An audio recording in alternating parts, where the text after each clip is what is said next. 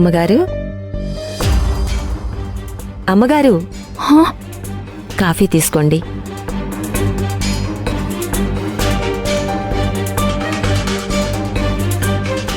Coffee తాగండి. అమ్మా, ఏంటమ్మా? నా క్లాస్మేట్ విజ్జి ఉన్నాడు కదా, వాడిని స్కూల్ నుంచి బయటకు పంపేయ్. ఏమైంది? వాడు నా ఎనిమి, అందుకే.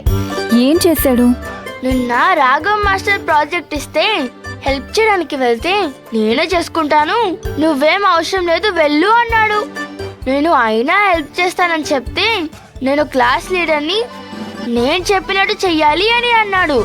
ఎంత పొగరు చూడమ్మా. సర్లేమ్మా, నేను మాట్లాడతానులే. ఇప్పుడే ఫోన్ చేసి మాట్లాడు. అమ్మేదో ఆలోచిస్తున్నారు కదా, ఆ తర్వాత నేనే ఫోన్ చేసి మాట్లాడిస్తాను.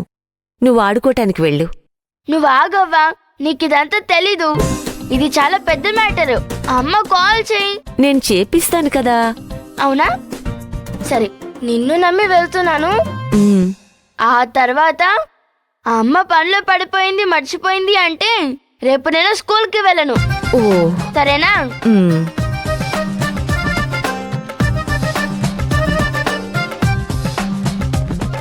ఏంటమ్మా అంతగా ఆలోచిస్తున్నారు? మేఘన ఆత్మ కనిపించకుండా ఉండడానికి నేను గురూజీని పరిహారం అడిగాను. ఆయన పరిహారం కూడా చెప్పారు. అయినా మళ్ళీ మళ్ళీ మేఘన ఆత్మ కనిపిస్తూనే ఉంది. మీరిప్పుడు ఏం చేయాలమ్మా?